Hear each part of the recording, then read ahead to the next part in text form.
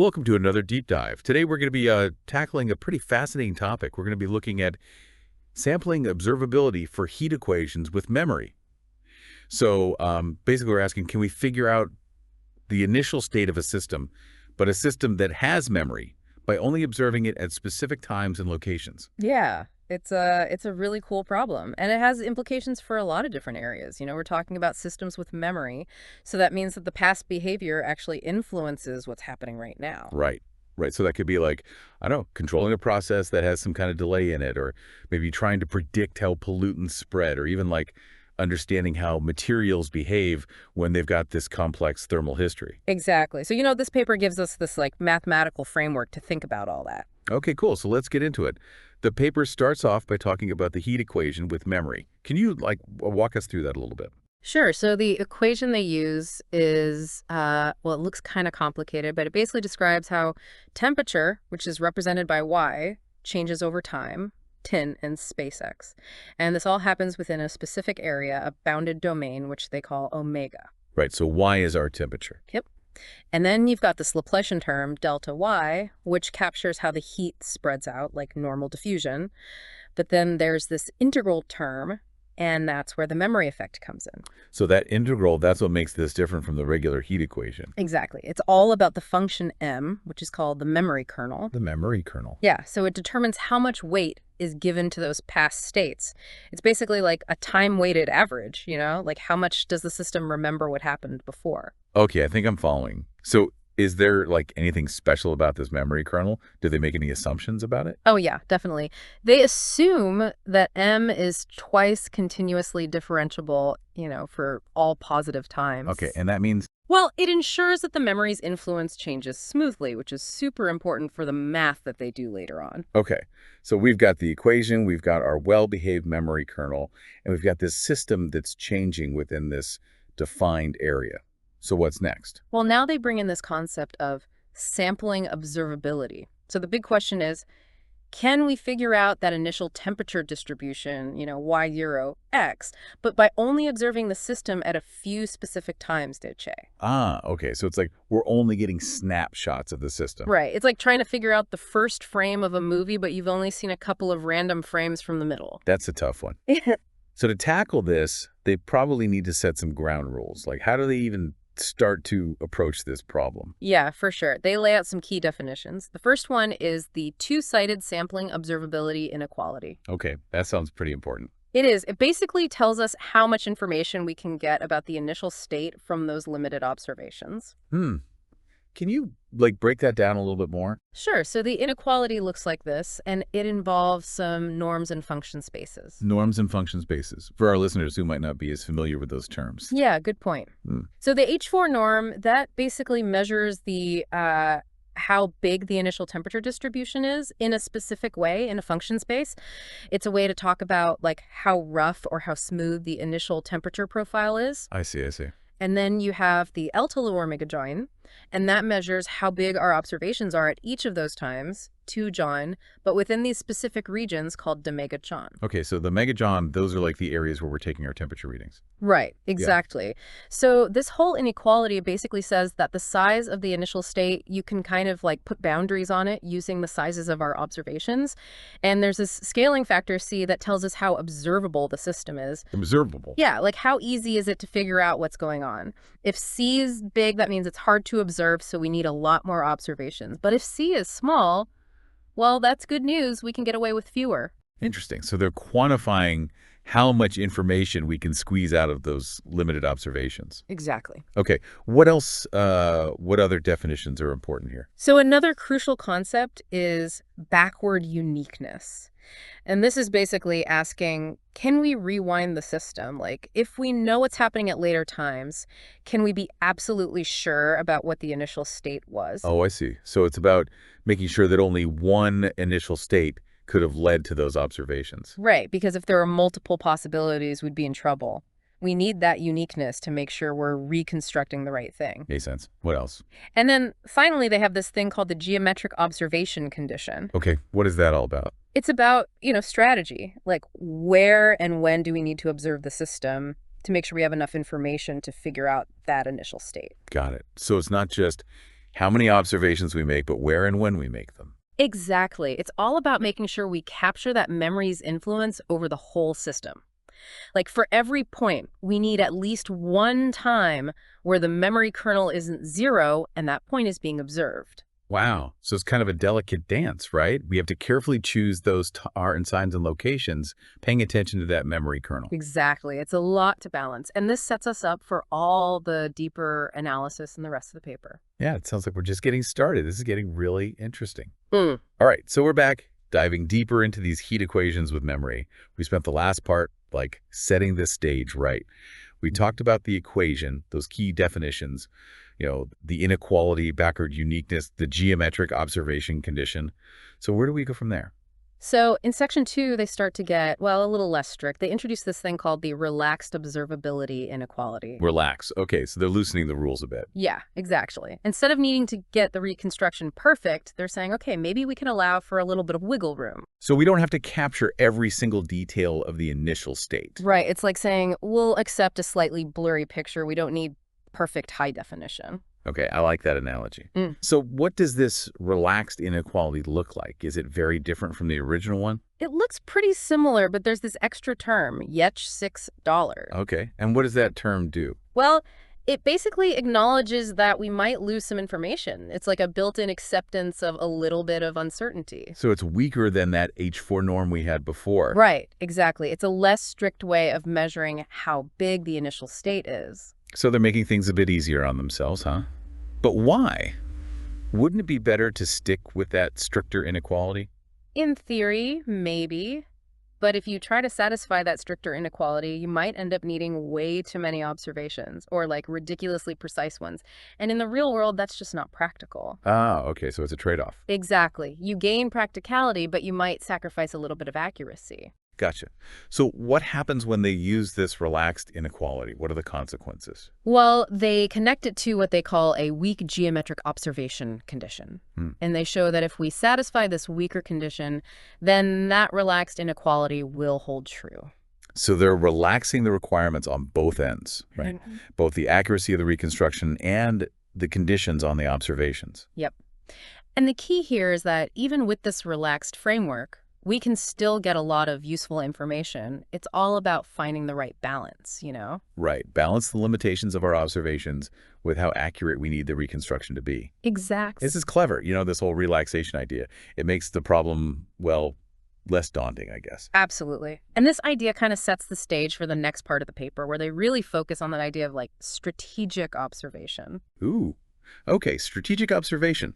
That sounds intriguing. I'm ready to hear more about that. Okay, so we're back for the final part of our deep dive. We've been exploring this whole world of sampling observability for heat equations with memory. Unpacking definitions, talking about strategies, and even thinking about real-world examples. But now, it's time to get to the nitty-gritty, the proofs themselves. Yeah, this is where it all comes together. In section 4, they actually prove those main results, theorems 1.7 and 1.9, which solidify those connections between all those concepts we've been discussing. All right, let's do it. Can you walk us through the key parts of these proofs? What are the main takeaways, the big aha moments? Okay, so let's start with theorem 1.7. It basically establishes this hierarchy of conditions, It connects the geometric observation condition to the two-sided sampling observability inequality, and then also to the weak geometric observation condition. Right. We talked about those.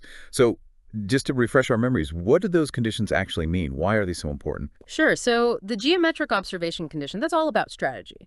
Remember, it's about making sure we're placing our observations in a way that captures how the memory affects the whole system. Like for every point, there needs to be at least one time where the memory kernel isn't zero and we're actually observing that point. Okay, yeah, it's like a carefully planned out dance guided by that memory kernel. Exactly. And theorem 1.7 says that if this condition is met, then the two-sided sampling observability inequality will hold true. And that inequality, well, that tells us how much information we can get about the initial state from those limited observations. That's like a guarantee, right? Yeah. If we set things up right, we're guaranteed to be able to reconstruct the initial state, at least to a certain degree. Precisely. And to prove theorem 1.7, they use this pretty sophisticated tool called a Carleman estimate. Okay, what is that? It's this technique used in like the analysis of partial differential equations. It helps you get these weighted energy estimates for the solutions, which you can then use to like derive observability inequalities. So they're using high-level math to show that connection between how we observe the system and how well we can reconstruct the initial state. Yeah, exactly. And one of the things they show is that if that two-sided inequality holds, then the weak geometric observation condition must also hold. Right, that weaker condition, the one that's a bit more forgiving. Like, we don't have to hit every single point perfectly with our observation. Right. As long as we're not missing too much, we're good. That's pretty cool. So even if our strategy isn't perfect, we can still get some decent results. Exactly. Okay, so then we have theorem 1.9. This one zeroes in on those observation times, the 2Js. Okay, what about them? So it says that we can achieve sampling observability if and only if two conditions are met. Two conditions. What are they? The first one is that the system has to have backward uniqueness at those times. Remember, that means that if we know what's happening at those specific times, we can be absolutely sure about what the initial state was, no ambiguity. Right, that uniqueness is key. And the second condition? The second one has to do with the memory kernel, specifically at those observation times. It's a bit technical, but it basically makes sure that the memory kernel's influence is strong enough at those times to allow us to, like, actually do the reconstruction. So the memory kernel has to be playing its part at those times. Exactly. If it's too weak, we're out of luck. Interesting. So it's not just about backward uniqueness. The memory has to be cooperating too. Right. To prove this theorem, they use a mix of functional analysis techniques and some stuff from partial differential equations. It's pretty complex, but basically they show that the observability inequality is tied to the properties of a specific operator that's related to this whole heat equation with memory. Wow, the math is getting pretty intense. It is, yeah. But the main point is they've proven that those two conditions are both necessary A and D sufficient for achieving sampling observability. So it's like a checklist. Got it. And those theorems, 1.7 and 1.9, they lay down the foundation, right? They show us mathematically that if we choose our observations carefully, guided by the memory kernel, and if we have that backward uniqueness, then we can actually reconstruct the initial state of these systems with memory. Exactly. But I know what you're thinking. This all sounds very theoretical. Like, how does this actually play out in the real world? Yeah, exactly.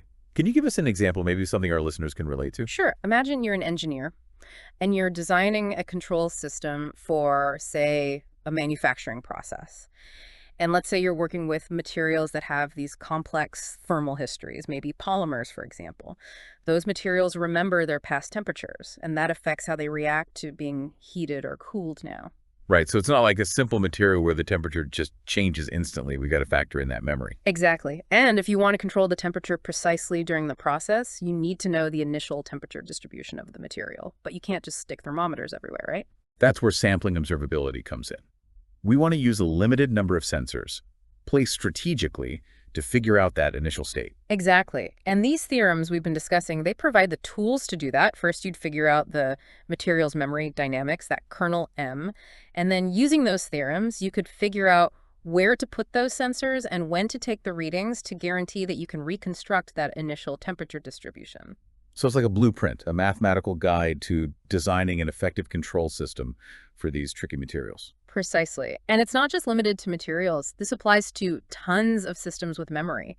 Think about robotics. If you have a robot arm with delayed responses, you could use these same ideas to figure out where to put sensors and how often to take readings to make sure the arm moves exactly how you want it to. Wow, it's amazing how these really abstract mathematical ideas can be applied to such practical things. It really shows how powerful math can be. It not only helps us understand the world, but also helps us design and control complex systems. Well, I think we've made it. We've climbed to the top of this mathematical mountain. It's been quite a journey, hasn't it? It really has. Thanks for joining us on this deep dive into sampling observability for heat equations with memory. Until next time, everyone, keep those minds curious.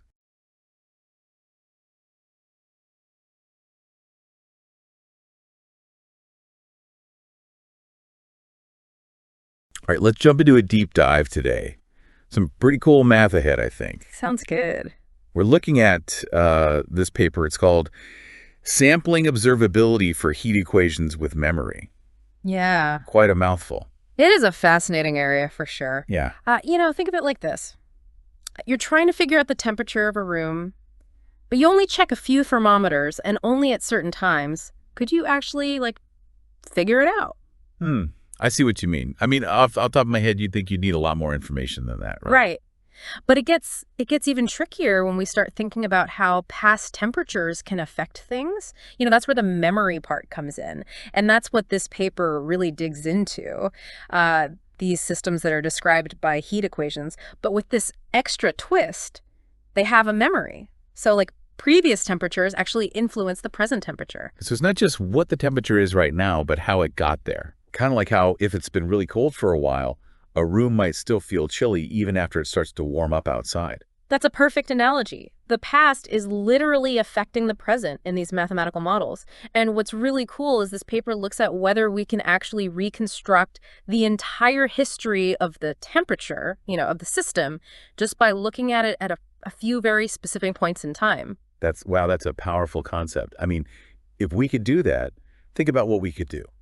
Predicting how things will behave in the future, understanding these really complex systems, even like in weather forecasting or material science, right? Absolutely. The implications are huge. But before we get ahead of ourselves, let's maybe clarify what exactly we mean by a heat equation with memory. Yeah, good point. For those of us who might not have thought about that term in a while, let's break it down a bit. Okay, so at its most basic, a heat equation is just a mathematical way to describe how temperature changes over time and across space. It's a type of partial differential equation that governs the flow of heat. But in this case, we're dealing with a heat equation that's got this memory built into it. So the equation actually includes a term that specifically accounts for the influence of past temperatures on the current temperature. So how do they actually represent this memory effect mathematically? Well, that's where the memory kernel comes in. It's denoted by the letter M in the paper. This kernel is essentially a function of time, and it tells us how much weight we should give to each past temperature when we're calculating the current temperature. Okay, so it's like the equation's way of remembering its history, in a way. Exactly. Now, the paper brings up this concept of a two-sided sampling observability inequality. Can you explain what that is and why it matters? Sure. The two-sided sampling observability inequality is this key tool for figuring out if we can actually reconstruct the initial state of a system, like the starting temperature, just from a limited number of observations. In this case, it's basically asking, can we sandwich the initial temperature distribution between two bounds? And those bounds are determined by the measurements we take at specific times and locations. Sandwiching the initial state. That's an interesting way to think about it. Yeah. What do those bounds actually represent, and how do they connect to our measurements? Imagine you have a room, right?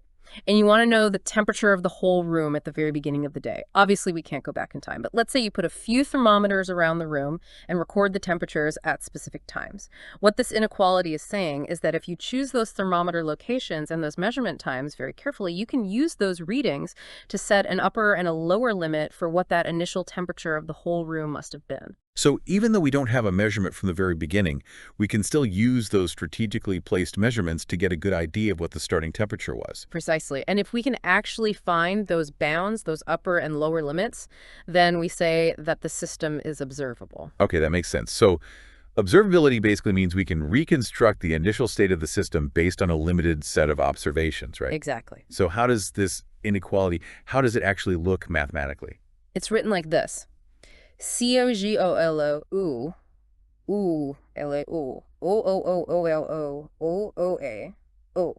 Okay, a lot of symbols there. What do they all mean? Right, so Y0 represents the initial temperature distribution, which is what we're trying to figure out. And Y0 represents the temperature that we actually measure at a specific time, TJ, and at a specific location, OY. Gotcha. And C is just some positive constant. Okay, so basically this inequality is saying that the norm of the initial temperature distribution raised to the power -4 can be bounded both above and below by a sum of terms that involve our measurements.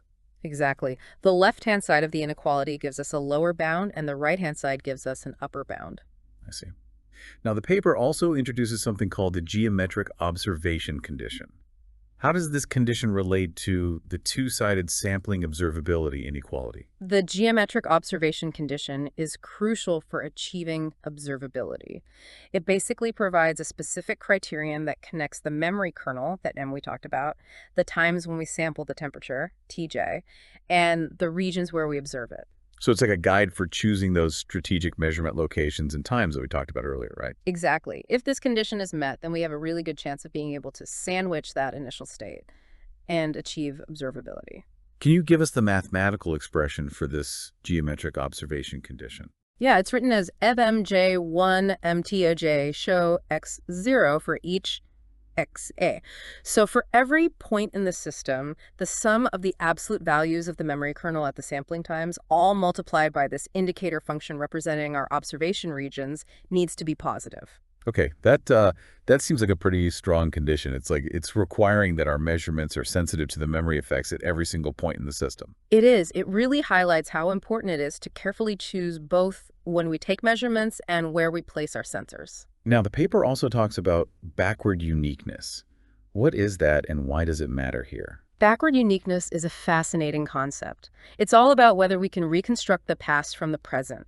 In this context, it's asking, if we know the state of the system at certain times, can we definitively say what its initial state was? So it's like if we know the present, can we know the past? Exactly. And it turns out that the answer really depends on the memory kernel. For some memory kernels, even if we know the system's state at certain times, we still can't be sure what its initial state was. Oh, that's interesting. It's like trying to rewind a movie, but some of the frames are missing.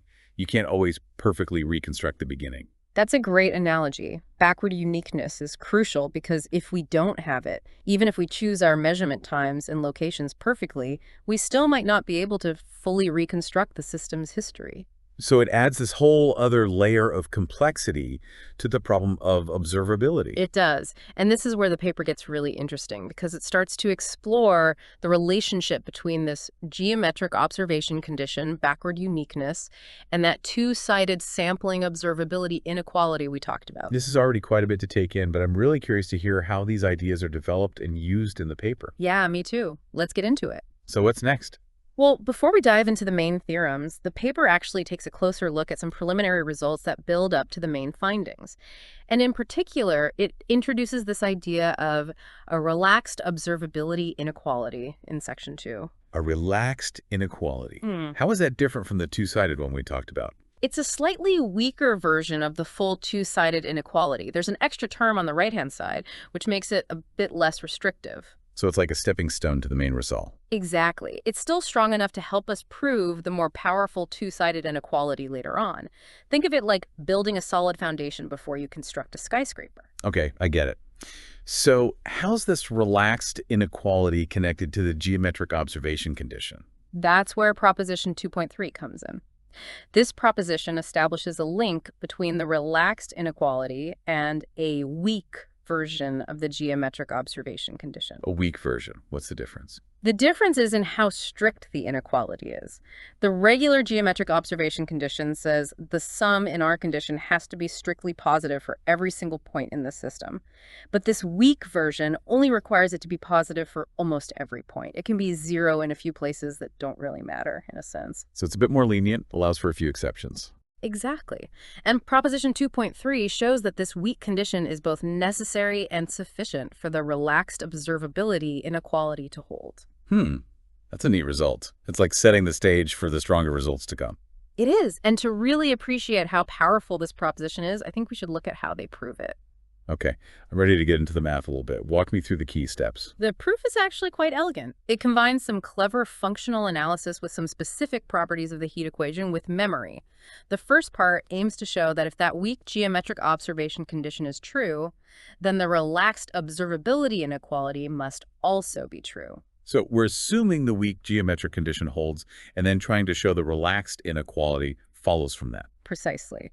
And the proof starts by using a specific representation of the solution to the heat equation with memory, which they establish earlier in the paper in Lemma 2.1. This representation lets them express a term that involves the memory kernel and the initial temperature in a way that incorporates the solution itself. So we're basically connecting the memory kernel to the actual temperature values we can observe. Exactly. And from there, they can use the properties of the solution, along with that weak geometric observation condition, to bound the terms in the relaxed observability inequality. Through a series of careful manipulations, they eventually arrive at the desired result. Okay, that makes sense for the first part of the proof. But what about the second part, where we need to show that if the relaxed inequality holds, then the weak geometric condition must be true? Right. For that part, they use a classic technique called proof by contradiction. They start by assuming that the relaxed inequality is true, but that the weak geometric condition is false. So we're intentionally setting ourselves up for a contradiction, hoping to show that our assumptions can't both be true. Exactly. To do this, they construct a special sequence of initial temperature distributions.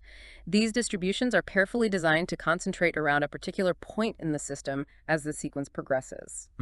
It's like zooming in on a tiny region of the system to see what happens there. Exactly. And by plugging these special distributions into the relaxed observability inequality and using its properties, they arrive at a contradiction.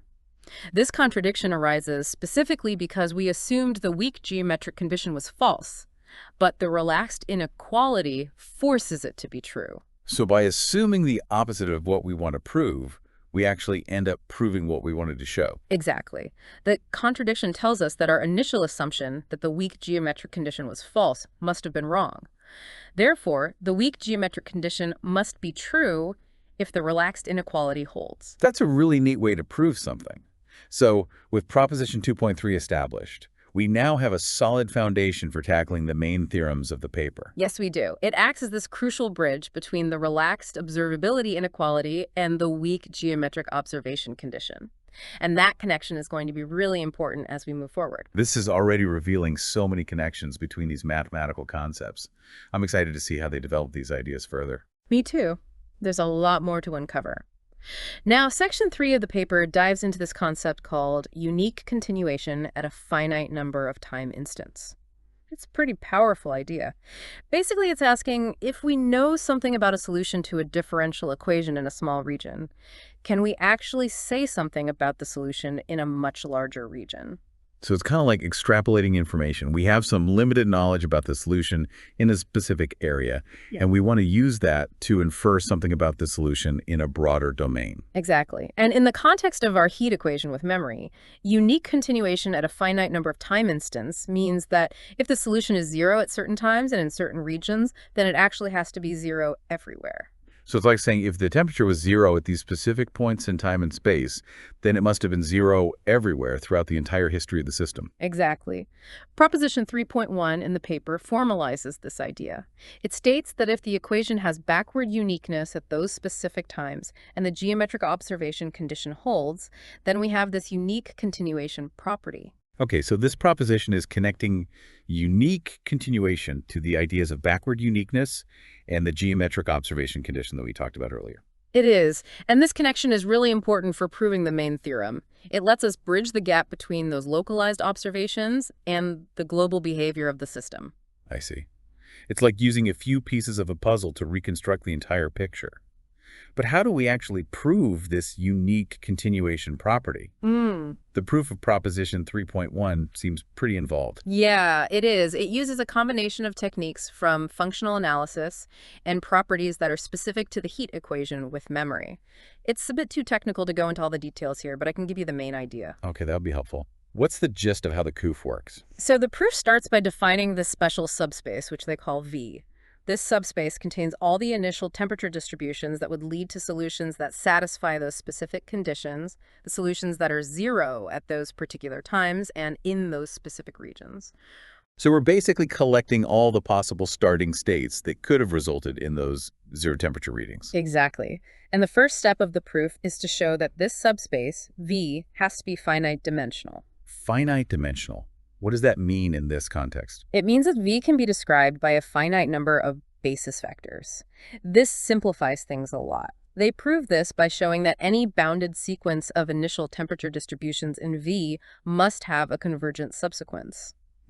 So it's like saying there are only a limited number of ways the system could have started in order to end up with those 0 temperature readings. Precisely. The second step of the proof then shows that if you apply the operator A, which is related to the Laplacian, to any element in V, it stays within V.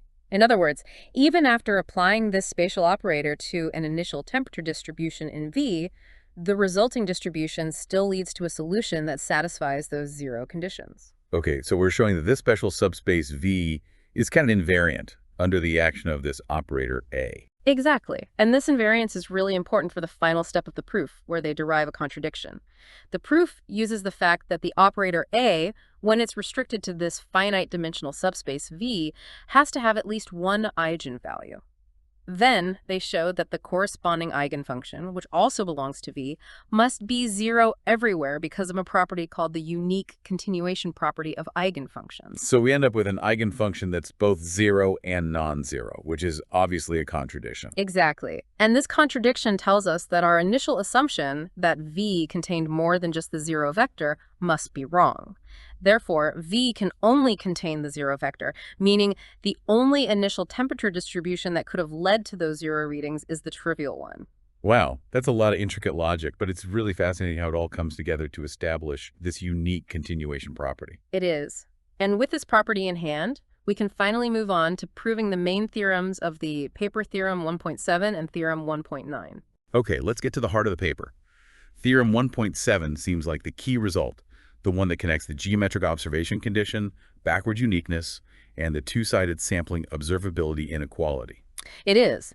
The theorem basically says that if the geometric observation condition is met and we have backward uniqueness at our chosen sampling times, then the two-sided sampling observability inequality must also hold. So if we have those two conditions, the geometric observation condition and backward uniqueness, then we're guaranteed to be able to sandwich that initial temperature distribution between the bounds determined by our measurements. Exactly. The proof of this theorem is also pretty involved, but it follows a similar structure to the proof of proposition 3.1. It uses proof by contradiction, assuming that the two-sided inequality doesn't hold, and then deriving a contradiction by carefully manipulating the terms and using the properties of the solution, the geometric condition, and backward uniqueness. It's like saying if we can't bound the initial temperature, then something must be wrong with our assumptions about the geometric condition or backward uniqueness. Precisely. The second part of the proof is much simpler. It shows that if the two-sided inequality does hold, then the weak geometric observation condition must also hold. This follows directly from proposition 2.3, which we proved earlier. So the weak geometric condition is necessary for the two-sided inequality. If we want the inequality to be true, the weak geometric condition has to be true as well. Exactly. With both parts of the proof done, we've established theorem 1.7, which is a major accomplishment. It gives us a powerful tool for figuring out when we can achieve observability in these systems that have memory. That's fantastic. Now, what about theorem 1.9? How does that build on theorem 1.7? Theorem 1.9 is all about giving us a practical way to choose those sampling times and observation regions to guarantee observability. It's like a recipe for making sure our observations are good enough. So theorem 1.7 laid the theoretical groundwork, and now theorem 1.9 tells us how to actually put that theory into practice. Exactly. The theorem says that two statements are actually equivalent. The first statement is that there exists some set of observation regions that make the two-sided sampling observability inequality hold at the sampling times we've chosen. The second statement is that the equation has backward uniqueness at those times, and a specific condition involving the memory kernel is satisfied. Okay, let's break down that second statement a little. What is this specific condition involving the memory kernel? It looks like this: MMJ1, MTJ0. Basically, it's saying that the sum of the absolute values of the memory kernel at those chosen sampling times has to be strictly positive. I see. So it's like requiring that our sampling times capture enough information about the memory of the system. We can't just pick any random times. They have to be times when the memory kernel is actually having an influence. Precisely. The proof of theorem 1.9 involves showing that each statement implies the other. The first part, showing that the existence of those suitable observation regions implies backward uniqueness in the memory kernel condition, relies on theorem 1.7 and the properties of the two-sided inequality. So it's building on what we've already established. Right. The second part of the proof, showing that backward uniqueness and the memory kernel condition imply the existence of suitable observation regions, involves cleverly constructing those observation regions to satisfy the geometric observation condition based on the given memory kernel and sampling times. It's like using the insights from the theorem to reverse engineer the perfect observation strategy. Exactly. And with both parts of the proof complete, we have Theorem 1.9, which is incredibly useful. It gives us a practical guide for choosing the right times to sample and the right places to observe so we can really unlock the secrets of a system that has memory. That's where the real power of this paper comes in. It's not just proving abstract theorems. It's about giving us tools and insights that we can actually use. Absolutely. Now, the paper doesn't stop there. It actually goes on to explore the concept of backward uniqueness in more detail, looking at specific types of memory kernels. Perfect.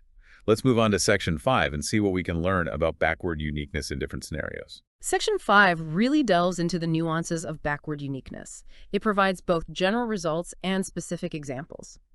It starts by highlighting the close relationship between the 0 points of a certain function, which they denote as x, and the backward uniqueness of our heat equation. Okay, remind me what that function xk represents again. The function xk comes from applying a method called separation of variables to our original heat equation with memory.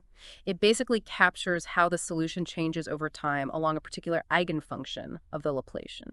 I see. So understanding the zeros of xk is like understanding the points in time where the solution might vanish along specific spatial patterns. Exactly. Theorem 5.1 makes this connection very clear. It states that the equation has backward uniqueness at a single time instant, t0, if and only if the function xk is never 0 for any positive t. So if xk never crosses the 0 line, we can be sure that we can uniquely determine the past from the present. Exactly. However, the paper also points out that for many memory kernels, xk might have 0 points. That's where Theorem 5.3 comes in. It focuses on cases where the set of all possible 0 points across all xk functions doesn't cover the entire positive real line. So there are still gaps where backward uniqueness might hold, even if some of those xk functions have zeros. Precisely. Theorem 5.3 says that in those cases, the equation has backward uniqueness at a specific time, E0, if and only if T0 doesn't coincide with any of those possible 0 points. It's like we're navigating a minefield of 0 points, trying to find those safe spots where backward uniqueness still holds. That's a great way to visualize it. And Theorem 5.5 extends this idea to multiple time instants. It gives us a condition for checking whether backward uniqueness holds at a set of times by examining the 0 points of the corresponding xk functions. So we're essentially checking if each xk has at least one non-zero value at those given times. Exactly. These 3 theorems give us a really comprehensive framework for understanding backward uniqueness in a general sense. But the paper goes even further, looking at specific examples of memory kernels and what they mean for this property. Perfect. Let's see how these abstract concepts play out in some concrete cases. The first example they look at is negative kernels, where MBE is always less than or equal to 0. As we mentioned before, these kernels tend to be well-behaved, and Corollary 5.8 confirms this. It states that for negative kernels, the equation has backward uniqueness at any positive time instant. That's reassuring. It's good to see that our earlier intuition is formally confirmed. It is. But then the paper throws us a curveball by considering the kernel MT equals in DT. This kernel leads to more complicated behavior, as they show in example 5.9 and corollary 5.10. What makes this kernel so tricky? In this case, the 0 points of xk are determined by a transcendental equation that involves trigonometric functions. So the 0 points aren't as simple as they were in the negative kernel case. It's like the memory of the system becomes more oscillatory, less predictable. Exactly. Corollary 5.9 says that backward uniqueness only holds at a given time, TO0, if it avoids all the possible 0 points generated by this more complex equation. So it's like we have to thread a needle between those 0 points to find the specific times where backward uniqueness still works. That's a great image. Finally, the paper looks at exponential kernels, those of the form MTEC, where C and S are constants. These kernels are used all the time in different applications, so understanding how they behave is crucial. Absolutely. Example 5.11 provides a detailed analysis of the 0 points of x for these kernels. The behavior actually depends on the relationship between the constant c and us and the eigenvalues of the Laplacian. So it's a bit more intricate than the previous examples. It is, but the paper actually gives us explicit formulas for the 0 points in different scenarios. And Corollary 5.1 gives us a practical condition for guaranteeing backward uniqueness with exponential kernels. Yeah, what's the main takeaway here? The key point is that for these exponential kernels, we can guarantee backward uniqueness if we choose 2 time instants that are close enough together. The exact distance depends on the constant c in the kernel. So it's like saying, if we want to rewind the movie of this system, We need to make sure our snapshots are close enough together to capture those important memory effects. That's a great summary. This deep dive into Section 5 has really illuminated this fascinating world of backward uniqueness and how it's so intricately linked to the choice of memory kernel. Each type of kernel brings its own unique challenges and opportunities for figuring out how to reconstruct the past from what we observe in the present. This has been an incredible journey through this complex world of heat equations with memory. We've explored all these concepts: observability, backward uniqueness, the geometric observation condition, and we've seen how they all connect to shape our understanding of these systems. It's been a pleasure unpacking these ideas with you. This paper has really opened up a whole new way of thinking about and understanding systems that have memory effects. It's amazing to think that with just a few carefully chosen measurements, we could potentially unlock the entire history of these kinds of systems. It is, and the potential applications are vast. From predicting the weather to understanding how financial markets work, the possibilities are really exciting. It really highlights the power of math to help us understand the world around us, to see the hidden order and beauty in things. Absolutely. Before we wrap up, though, I have a question for you to think about. We've seen how the choice of memory kernel can dramatically change the observability and backward uniqueness of these heat equations. What other kinds of kernels might be out there? And what new challenges and opportunities might they present for understanding systems with memory? That's a great question to leave our listeners with. This deep dive has given us so much knowledge, but it's also sparked a sense of wonder and curiosity about all the mathematical possibilities out there. Yeah, it really makes you realize that even something that seems as simple as a heat equation can get incredibly complex when you bring in this idea of memory. For sure. It really highlights how much the past can influence the present, even in the world of math. Absolutely. It shows how important it is to have the right tools and techniques to really analyze and understand these types of systems. Speaking of tools, I want to go back to that geometric observation condition for a second.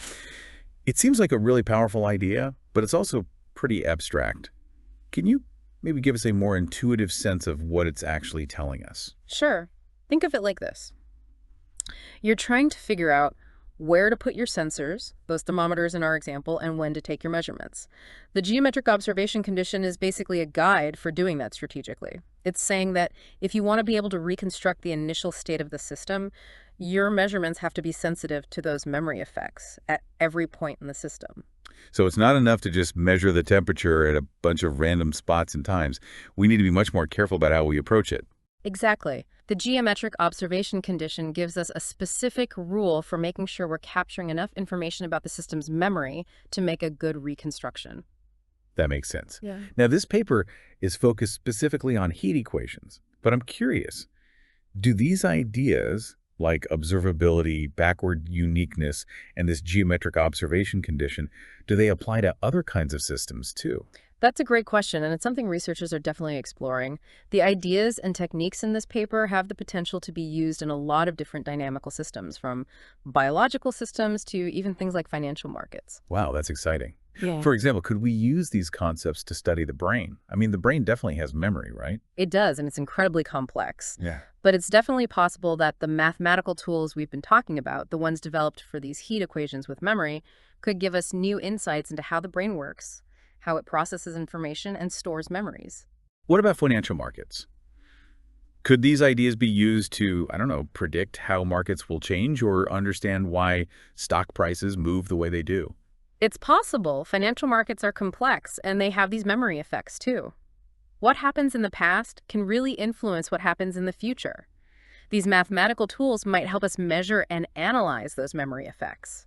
It's amazing to think that these abstract mathematical ideas could have such broad applications. It really is, and it highlights the power of math to find these hidden connections, to reveal the structure underneath things that seem completely different. This whole deep dive has been eye-opening for me. It's not just about equations and theorems, it's about understanding the world around us on a much deeper level. Couldn't agree more.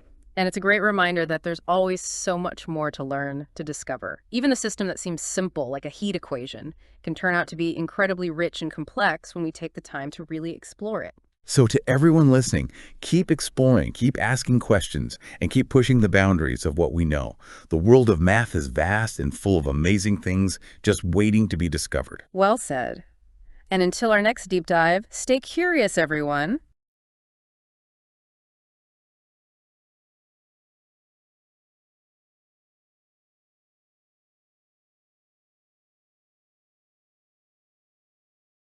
Welcome to another deep dive, and today we're going to be looking at something pretty cool. It's a research paper called Sampling Observability for Heat Equations with Memory.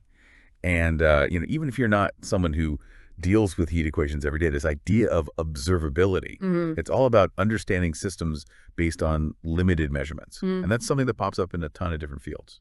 Yeah, it's a really fascinating concept. And what's particularly interesting about this paper is that it tackles this idea of observability in the context of systems that are described by these heat equations with memory. Okay, so let's unpack that a bit. We all kind of have some intuition about a regular heat equation. Yeah. Right? How heat spreads over time. But what does it mean for a heat equation to have memory?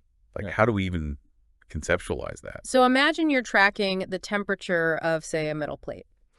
In a typical heat equation scenario, the temperature at any given point in time depends only on the current conditions, right? The surrounding temperature, any heat sources, and things like that.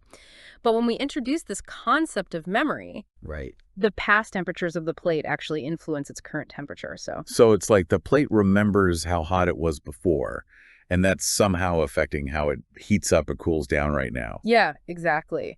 And that memory aspect really throws a wrench into things when we try to figure out the initial state of the system. It's like trying to solve a mystery where the clues are scattered across time, not just present in the current scene. Okay, yeah, that makes sense. So how do the researchers in this paper, how do they even begin to approach this problem? Well, they introduce this idea of sampling observability, which basically asks, can we actually determine the initial state of the system just by observing it at very carefully chosen points in time? So it's almost like trying to reconstruct an entire movie just by looking at a few strategically selected frames. You got it. That's a great analogy. And the paper delves into the specific conditions under which this might actually be possible for these types of systems. And they do that by first introducing some key definitions that lay the groundwork for their investigation. Okay, so let's get into those definitions. The first one they introduce is the two-sided sampling observability inequality. Can you break that down for me? What's this inequality actually telling us? Sure. Think of this inequality as a test. It essentially checks if we've gathered enough information from our limited observations to accurately reconstruct the initial state of the system. It relates the initial state to those measurements that we've taken at these very specific times. So it's like it's giving us a measuring stick to say, okay, how much information do these snapshots actually contain? Exactly. And if this inequality holds, it basically tells us that, in theory, we have enough data to reconstruct the initial state. Ah, okay. But you said in theory. Are there other factors that come into play here? There are. That's where the other key definitions become super important. The next one they introduce is what they call the backward uniqueness property. Right. And this property essentially guarantees that if we have two solutions to our heat equation, with memory, that happen to agree at our chosen observation times, then they must have actually started from the same initial state. So it's like there's no ambiguity in the information that we've gathered. Yeah. Like if our snapshots show a certain pattern, there's only one possible starting point that could have led to that pattern. Precisely. And this property is crucial because it makes sure that the information we're getting from those limited observations isn't misleading us. It's like having a reliable witness who can confirm that, yeah, only one specific set of initial conditions could have produced what we're seeing. Right. That makes a lot of sense. So we've got this inequality that tells us if we have enough information, and then this backward uniqueness property that kind of acts as a check to make sure that information is reliable. What's the third key definition? So the third definition really gets at the heart of how we choose those observation times. They call it the geometric observation condition. This provides us with criteria for selecting the right places and times to take our measurements. And remember, we're dealing with a system with memory, right? So choosing those points intelligently is super important because, as we said, the memory can actually obscure information if we're not careful. So it's like knowing where to look and when to look to get the most revealing glimpses into the system's history. Exactly. That's a perfect way to put it. And the paper actually goes into some different versions of this geometric observation condition, exploring the trade-offs between how strict the condition is and how much information we can actually extract. So it's like fine-tuning our approach to make sure we're getting the most out of those limited observations. Okay, so we've got these three key definitions. The inequality, which tests for enough information, the backward uniqueness property, which ensures the reliability of the information, and this geometric observation condition, which kind of guides us in choosing those observation points. These seem to be like the foundation, the pillars of their investigation into sampling observability. But do they actually find out if it's possible? Like, can we truly figure out the initial state of these systems just from a few snapshots? That's where things start to get really exciting. They present two main theorems that directly address this question. Okay. And these theorems are the culmination of all their analysis, providing some really insightful, maybe even surprising answers. Well, let's dive into those theorems then. I'm ready to hear what they have to say. Let's do it. Okay, so we're diving into the more mathematical depths of this paper, starting with this relaxed observability inequality. And you mentioned this term earlier, but honestly, I'm still not entirely sure what it means. Why is it so important in this whole scheme of things? Right. So the relaxed observability inequality, it's actually a really crucial step in this whole process of figuring out if sampling observability is even possible. Think of it like a bridge, Yeah. connecting that initial state of our system to those observations that we're taking at those very specific moments in time. Okay, so it's linking the starting point to the snapshots that we're taking. But how does it work? What's it actually telling us? It basically gives us a limit on how much information we're actually losing by only observing the system at those specific times, Ideally, we would have continuous measurements, and that would give us a really complete picture of how the system is evolving over time. But in reality, we have to work with limited data. Right. And this inequality helps us understand just how much that limitation is affecting us. So it's like acknowledging that our view of the system is a bit blurry, and this inequality is telling us just how blurry it is. Yeah, that's a really good way to put it. It helps us quantify the uncertainty that's introduced by only taking samples instead of having continuous data. And the relaxed part of the name, it's because it's actually a slightly weaker version of a more general observability inequality. Right, okay. It's relaxed in the sense that it relies on a less strict version of that geometric observation condition we were talking about earlier. Okay, right. And that was all about strategically choosing those observation points. So what does it mean to have a relaxed version of that condition? Well, the standard geometric observation condition requires that our observation points cover the entire space, where the system is actually evolving. It's kind of like, setting up cameras to monitor every single corner of a room. But the relaxed version, it allows for some small gaps in that coverage. Interesting. So it's like we can miss a few small spots and it's okay.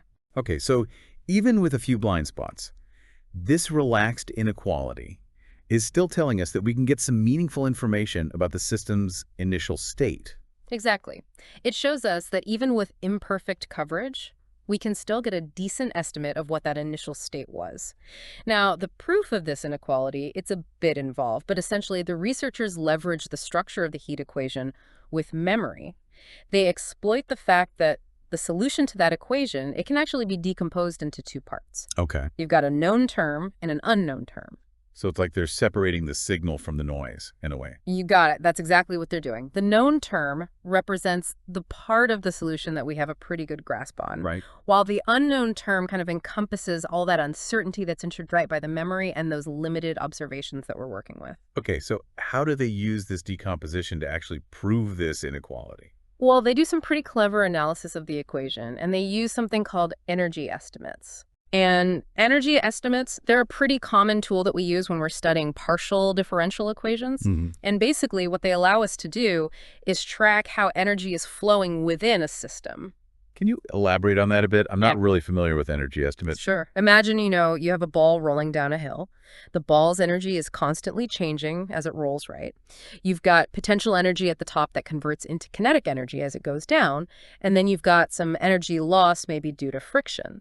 Right. So energy estimates let us actually track all those changes and really understand that overall energy balance. Okay, so how do they apply that energy idea to the heat equation?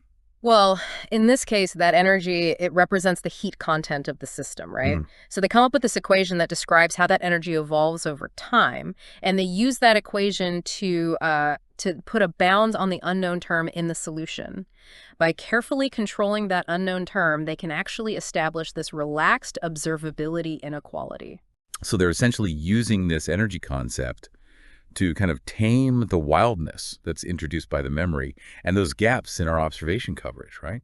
Sounds pretty powerful. It's a very sophisticated technique for sure. But the beauty of it is it gives us this rigorous way to actually quantify the trade-off between, how accurate our observations are and how much information we can actually extract. Right. Okay. So we've got this inequality that's giving us a handle on that uncertainty. Yeah. But it relies on that backward uniqueness property to make sure we're not being misled. Yes. Can you remind me what that property is all about and why it's so crucial in all of this? Absolutely. The backward uniqueness property essentially says that if we have two different initial states, right, that happen to lead to the exact same observations at our chosen times, then those two initial states must be the same. It's like a guarantee, It guarantees that the information we're getting from those snapshots, it's unambiguous. So it's like saying that if two different people leave the same footprints, they must actually be the same person.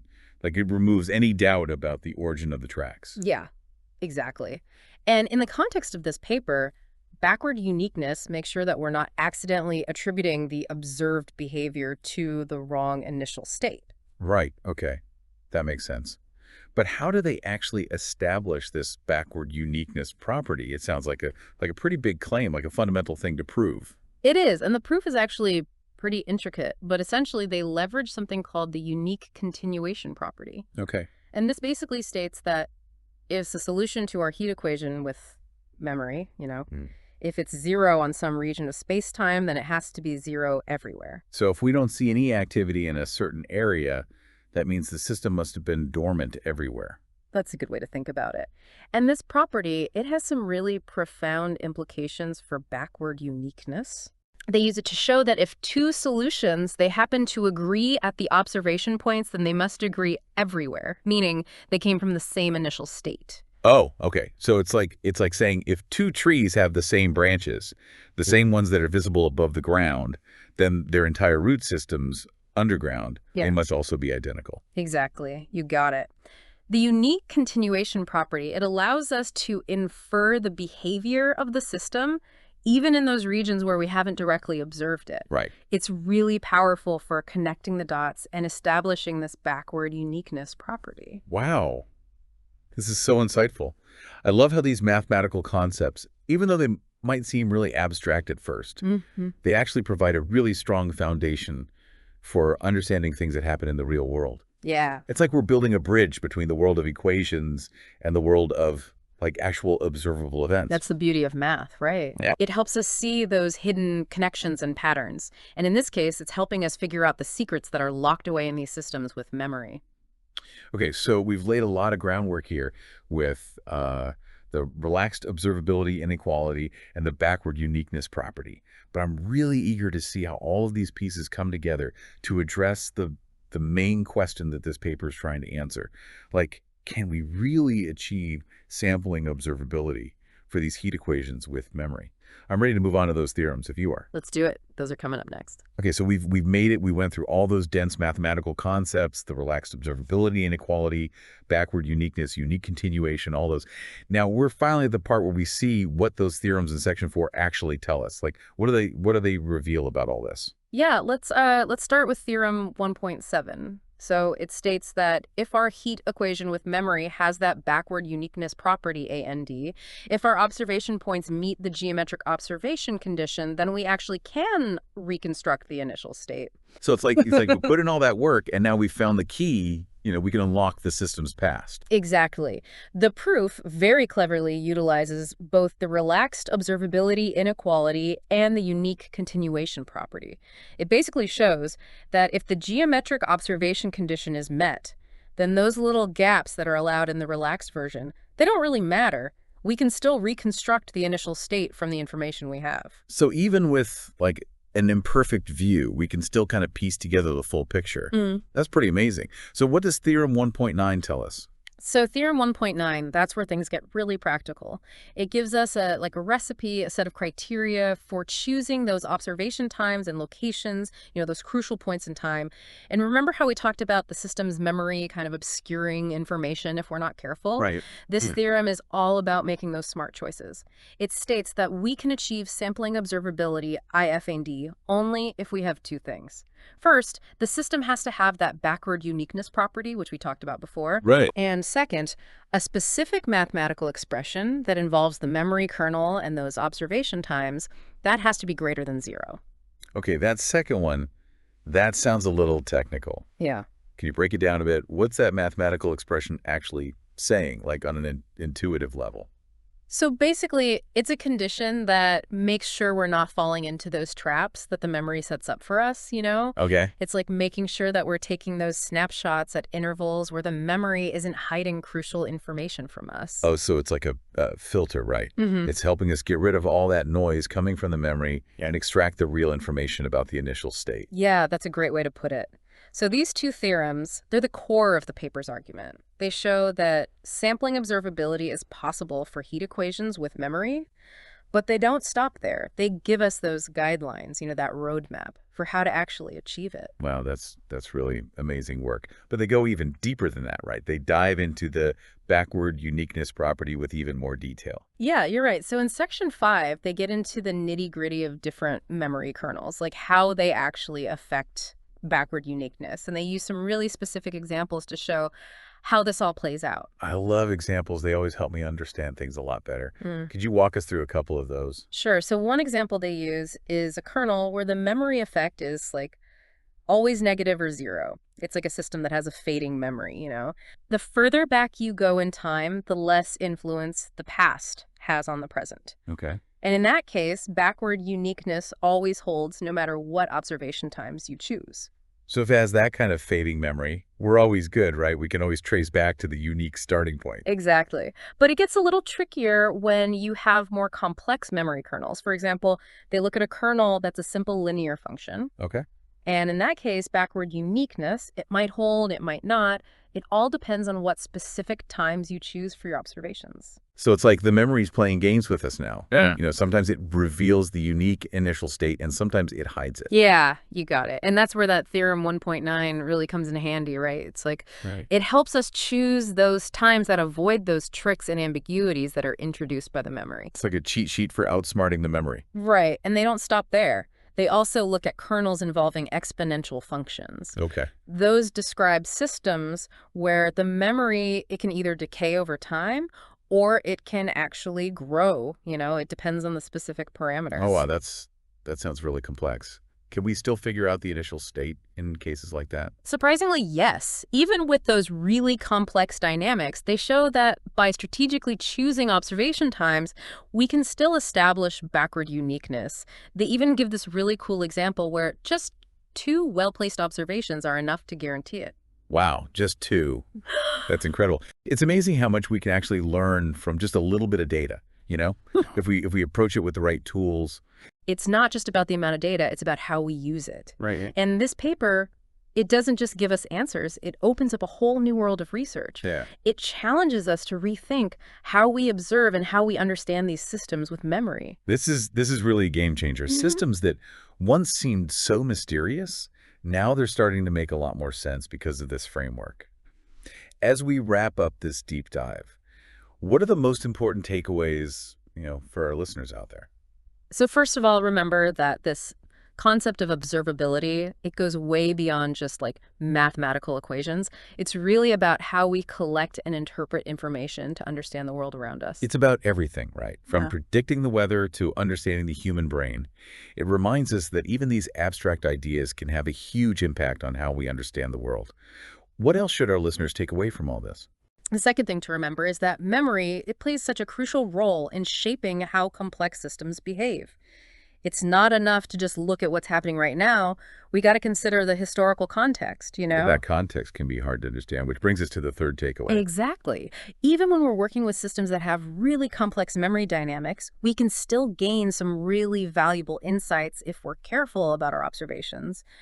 We don't always need a ton of data to gain a deep understanding. It's about making smart choices, choosing the right vantage points and really seeing the patterns that are hidden within the system's history. It's like finding the hidden message in what seems like a random sequence of events. Mm-hmm. It takes the right tools, it takes careful analysis, but the results, They can be truly groundbreaking. Thank you so much for guiding us through this deep dive. It's been such an amazing journey. The pleasure was all mine. And remember, the exploration doesn't stop here. There are still so many mysteries hidden within these systems with memory, waiting for us to uncover them.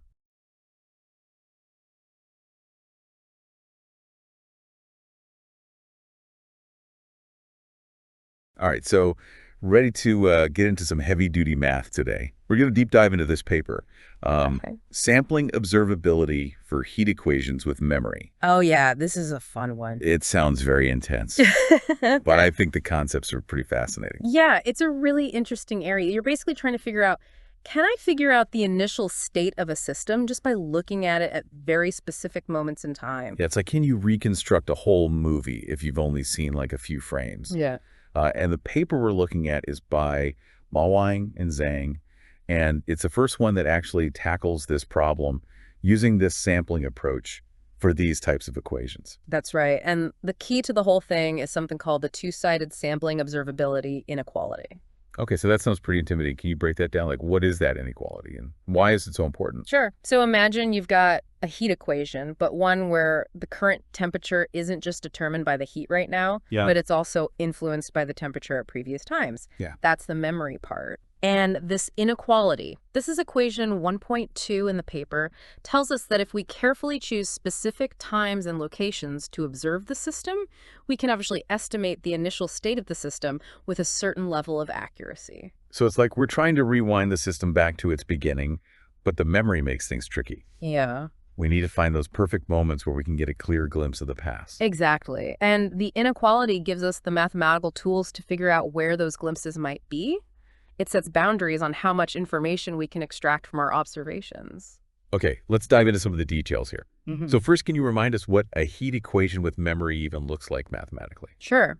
So in its simplest form, you're talking about an equation that looks like this. All right, and so we've got the rate of change of our function Right. with respect to time, and that represents like our temperature. Right. And then we've got this Laplacian, which is that triangle I, and that describes how the temperature diffuses in space. Right. But the interesting part is the integral term. That's where the memory comes in. It's saying that the current state of the system is also influenced by the Laplacian of the solution at all previous times, weighted by this function m, which we call the memory kernel. So M is kind of dictating how much influence the past has on the present, Right, essentially. exactly. And the specific form of m can make things dramatically different. It's like having different types of memory, some short-term, some long-term, some that fade quickly, some that linger. And that's where things get really interesting because the paper introduces this idea of backward uniqueness, which kind of sounds a little mind-bending. Yeah. Can you explain what that means? Sure. So imagine you have a simple heat equation without memory. Yeah. If you know the temperature distribution at a single point in time, you can theoretically trace it back in time and figure out the initial temperature distribution. Like reverse the video of the heat spreading out. Exactly. Okay. But when you add memory into the mix, it's not so simple. Depending on the memory kernel, you might not be able to rewind the system perfectly. The memory can obscure the initial state. So backward uniqueness is about whether or not we can actually rewind the system or if the memory is distorting things too much. That's a great way to put it. Yeah. And the paper explores conditions under which backward uniqueness holds for these heat equations with memory. They formally define it in definition 1.3, which basically states that if two solutions have the same terminal value at time t, then they must be the same for all times less than t. Okay, so it's like if two paths converge at the end, they must have been the same path all along. Yeah. But with memory, the paths could be a little warped and a little tricky to follow. Precisely. And understanding when we do and don't have backward uniqueness is crucial for determining if we can actually use these sampled observations to reconstruct the initial state. Okay, I'm starting to see how all these pieces are connecting. Yeah. We've got this memory effect that's complicating things, and we need to figure out if we can rewind the system. So where does this two-sided sampling observability inequality fit into all of this? So the inequality is the tool that tells us whether we can actually use observations taken at specific times and locations to estimate the initial state. So how does it work? What does it actually tell us? It's a bit technical, but let me try to explain. The inequality involves something called the H4 norm of the initial state, which is denoted as I02H4. And that norm basically is measuring like the size or the smoothness of the initial temperature distribution. Yes, that's a good way to think about it. The inequality says that this norm can be bounded above and below by a sum of terms that involve the L2 norms of the solution at the observation points. Right. So it's a way of saying the more we observe the system at these specific points, the tighter we can constrain the possible initial states. Okay. And the power of the inequality is that it gives us a way to quantify how much information we're gaining with each observation. All right, so we've laid out some of the key concepts here. We've got heat equations with memory, we've got backward uniqueness, and then we've got this two-sided sampling observability inequality. Right. Now, the real challenge is figuring out how do we actually apply these ideas? Like, how do we actually choose those magic observation points? Right. So the paper introduces a few key concepts to help us with that. First, there's something called the geometric observation condition. Okay, another interesting term. What's the story behind this condition? It's all about strategically placing our observations in time and space. Remember how the memory kernel M determines how much influence the past has on the present? This condition tells us that we need to choose observation times Tj that coincide with moments when the memory kernel is having a significant effect. So we want to catch the system in the act of being influenced by its past. Yeah. We want to observe it when the memory is most active. Exactly. It's like setting up cameras at the most crucial points in a race. You want to capture the key moments, not just random snippets. And this is formalized in definition 1.5, where they introduced the set NK represents all the times when the solution to a certain auxiliary equation, this is equation 5.2, is 0.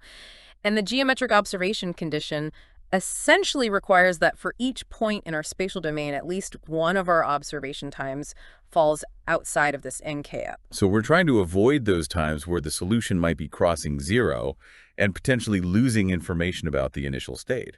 That's a good intuition. We're trying to find those moments where the signal from the initial state is strongest and hasn't been completely washed away by the memory effect. Okay, that makes a lot of sense. But how do we know if we've actually found good observation points? Right. How does this geometric observation condition relate back to this two-sided sampling observability inequality? So that's where one of the main theorems of the paper comes, and Theorem 1.7 establishes a powerful connection between these concepts. Okay, let's unpack Theorem 1.7. It feels like we're getting to the heart of the matter here. What does it actually say? It says that if we can prove two things, we're guaranteed to have the two-sided sampling observability inequality. Okay. First, we need to show that our system has backward uniqueness, meaning we can rewind it effectively.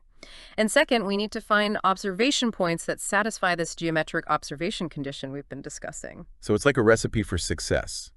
If we have those two ingredients, the backward uniqueness and these strategically placed observations, then we're guaranteed to be able to reconstruct the initial state using this sampling approach. Exactly. Theorem 1.7 is a powerful tool because it links these seemingly abstract concepts to a very concrete and useful result. It gives us a roadmap for tackling this problem. This is fascinating stuff, but I'm wondering, do you have any concrete examples that can help illustrate how all this works in practice? Absolutely. The paper delves into several specific examples in Section 5 where they explore different types of memory kernels and how they influence backward uniqueness and the choice of observation times. Perfect. Let's dive into those examples and see how this theory plays out in different scenarios. Okay, so let's start with a case where the memory kernel M is always negative. It might seem counterintuitive, but in this situation, you can actually choose any single time point for your observation and still be able to recover the initial state. Wait, really? Just one observation? That seems almost too good to be true. It might seem that way, but the math checks out. Remember the set Wang we talked about earlier, which represents all the times when the solution to equation 5.2 is 0? Yeah. Well, for this specific memory kernel, Wang is empty for all Wang, meaning the solution never crosses 0. And this, combined with Theorem 5.1, guarantees that we have backward uniqueness, and we can therefore use any single observation time. Wow, so even with memory, there are cases where we can get away with very minimal observations. It highlights how the properties of the memory kernel are crucial to understanding the observability of the system. Exactly. And to contrast that, let's look at an example where the memory kernel is simply T. Okay. This time, things get a bit more complex. The set Wang is no longer empty, and it actually contains an infinite number of points for each K. So in this case, we can't just pick any arbitrary time for our observation. That's right. We have to be more strategic. Corollary 5.9 tells us that we need to choose observation times that don't fall within any of these NK sets. Essentially, we have to avoid those times where the solution might cross 0 and potentially erase information about the initial state. So we have to be careful not to choose an observation time that coincides with these blind spots created by the memory kernel. Precisely. And it gets even more intricate with example 5.11, where the memory kernel is second. Here, the form of Ng depends heavily on the values of sig and nk.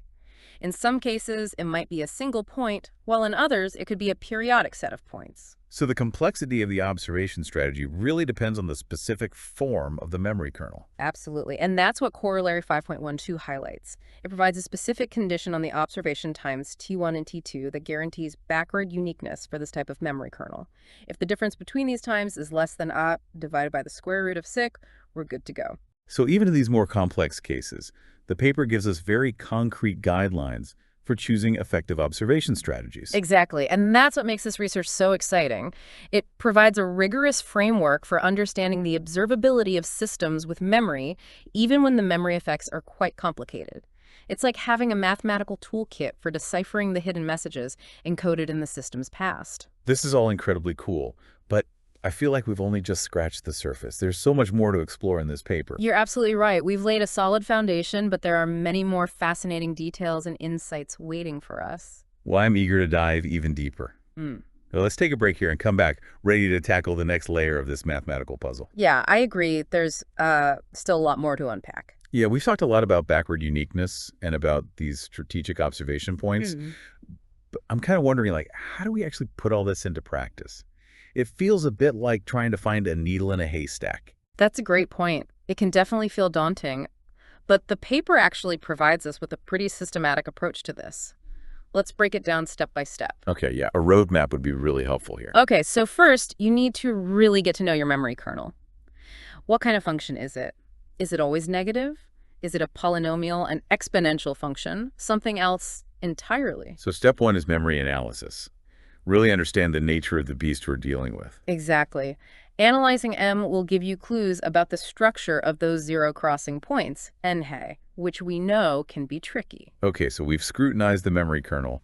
What's the next step in our quest? Next, you need to figure out if you actually have backward uniqueness for the specific memory kernel you're working with. Remember, not all systems with memory will allow you to trace back to the initial state perfectly. Right. Theorems 5.1, 5.3, and 5.5 give us different criteria for assessing this depending on the form of Ng and how many observations you're willing to make. So those theorems are tools for figuring out if we can actually rewind the system given the memory that we're dealing with. Precisely. Once you've determined if backward uniqueness is even possible, you can move on to the fun part, finding those strategic observation points. Okay, now we're talking, this is where the geometric observation condition comes into play, right? Yes. You need to find observation times Tj and locations porged that actually satisfy equation 1.4.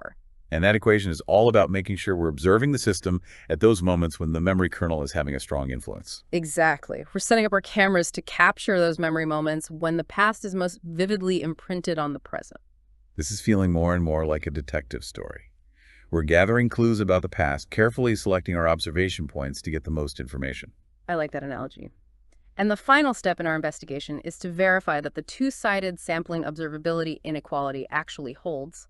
If all the previous steps have been done correctly, Theorem 1.7 guarantees this inequality will be true. So it's like a confirmation step. We've done all our detective work, and now we're checking to make sure our deductions are solid. Precisely. And if the inequality holds, you've successfully found a way to observe the system and estimate its initial state using a finite number of carefully chosen observations. That's amazing. So even though these systems with memory can be incredibly complex, this paper gives us this really clear step-by-step process for figuring out if and how we can observe them effectively. It's a pretty powerful framework. It is, and it highlights how much we can learn about a system just by looking at it at the right moments. But this paper also shows us that this approach isn't limited to just simple heat equations. Oh, that's interesting. So we could potentially apply these ideas to other types of systems that exhibit memory-like behavior. Absolutely. Any system where the past influences the present could potentially be analyzed using this framework. Think about things like financial markets, Wow. climate models, or even biological systems. So this isn't just about abstract math. It has the potential to impact our understanding of really real-world phenomena. Exactly. And I think that's what makes this research so exciting. It bridges the gap between theoretical mathematics and practical applications. I'm really starting to get a grasp of the significance of this work. It's like we've been handed a new lens through which to view complex systems. That's a great way to put it. And the beauty is that this lens can reveal hidden patterns and insights that were previously obscured. Yeah, we've talked a lot about the concepts, but let's go back to the paper for a moment. Are there any specific parts that really stood out to you or any equations that you think are worth highlighting?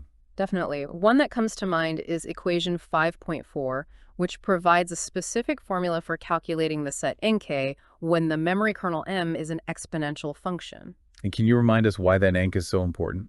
Absolutely. Remember, nk represents the times when the solution to our auxiliary equation might cross zero. And according to corollary 5.6, if we can find two observation times t1 and t2 such that their difference doesn't lie in any of the nk sets, then we're guaranteed to have backward uniqueness. Okay.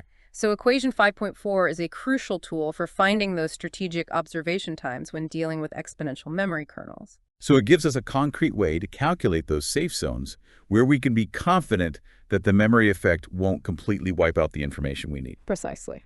Okay, that makes a lot of sense. Yeah. Are there any other parts of the paper that you found particularly insightful or intriguing? You know, one thing that really struck me was the proof of theorem 1.7. It's a bit technical, Yeah. but it's a beautiful example of how mathematicians use logic and creativity to build a solid argument. I have to admit, I often find mathematical proofs to be a bit intimidating, Yeah. but I'm always in awe of how elegant and powerful they can be. I agree. They're like intricate puzzles that once solved reveal profound truths about the mathematical world. In this case, the proof of theorem 1.7 really cleverly weaves together concepts from functional analysis, differential equations, and measure theory to establish this fundamental connection between backward uniqueness, the geometric observation condition, and the two-sided sampling observability inequality. Wow, that's impressive. It sounds like that proof is not for the faint of heart, but it's a real testament to the depth and rigor of this research. It really is. And it underscores the fact that this isn't just a collection of ideas. It's a carefully constructed mathematical framework built on solid foundations. Well, I'm feeling even more inspired to dig deeper into this paper and explore the proofs in more detail. But I think we've covered a lot of ground today. We've gone from these basic concepts of heat equations with memory to the intricate details of backward uniqueness observation strategies, and even touched upon the elegance of mathematical proofs. We have. And through it all, we've seen how this seemingly abstract mathematical theory has the potential to unlock a deeper understanding of complex systems in a variety of fields. Yeah, I'm so eager to see where this research leads in the future. It feels like we've only just begun to explore the vast landscape of possibilities. I completely agree. This is a really exciting area with so much potential for groundbreaking discoveries. Before we wrap up, is there any final thought you want to leave our listeners with, something that has you particularly excited or curious about this research? You know, one question that keeps swirling in my mind is what happens when we don't have perfect information about the memory kernel. In real-world scenarios, we often have to deal with uncertainty and incomplete data. How can we adapt these techniques to handle those situations? That's a fantastic question. It's like trying to solve a puzzle with some of the pieces missing. Exactly. And I think that's a challenge that will drive a lot of really exciting research in the years to come. Yeah. How can we make these observability techniques more robust and adaptable to the messiness of the real world? That's a perfect note to end on. It leaves us with a sense of wonder and anticipation for the future of this field. It really is a fascinating question. Like, how do we make these very powerful mathematical tools work when we don't have all the pieces of the puzzle? Yeah, and I think that's a challenge that a lot of researchers are grappling with right now, but it's also what makes this field so dynamic and so full of potential. Absolutely, and it highlights, I think, the importance of interdisciplinary collaboration. We need mathematicians working alongside scientists and engineers and experts in various domains to really bridge that gap between the theory and the practice. I completely agree. I think it's at those intersections where the most exciting breakthroughs often happen. It is, and through those collaborations, we can start to develop new techniques and refine existing ones to make them more applicable to these real-world problems. So for our listeners who are really eager to kind of delve deeper into this world of sampling observability and heat equations with memory, where's a good place for them to start? Well, this paper that we've been discussing is a really excellent starting point. It lays a solid foundation and it provides a wealth of insights. The authors Wang and Zhang have done a fantastic job of presenting these very complex ideas in a really clear and rigorous way. And where can they find this paper? You can find the full text online. Just search for Sampling Observability for Heat Equations with Memory, along with the authors' names. It's published in a reputable journal and readily accessible. Perfect. And we'll also include a link in the show notes. Great. And if you're looking for further explorations, there are many other resources available. The paper itself includes a really comprehensive list of references that can guide you to related research in areas like control theory, partial differential equations, and functional analysis. It's like we've been given this treasure map to navigate this vast mathematical landscape. That's a great analogy. And remember, this field is constantly evolving, so keep an eye out for new publications and advancements. Absolutely. I think the world of mathematics is always full of surprises, and who knows what groundbreaking discoveries await us just around the corner. I'm excited to find out. Me too. Well, that brings us to the end of our deep dive into sampling observability for heat equations with memory. It's been an incredibly insightful journey, and I think we've all gained a deeper appreciation for the power and elegance of mathematics and its ability to illuminate even the most intricate workings of our world. I couldn't agree more. It's been a pleasure exploring this topic with you. The pleasure was all mine. Until next time, keep those minds curious and never stop exploring the wonders of the mathematical universe.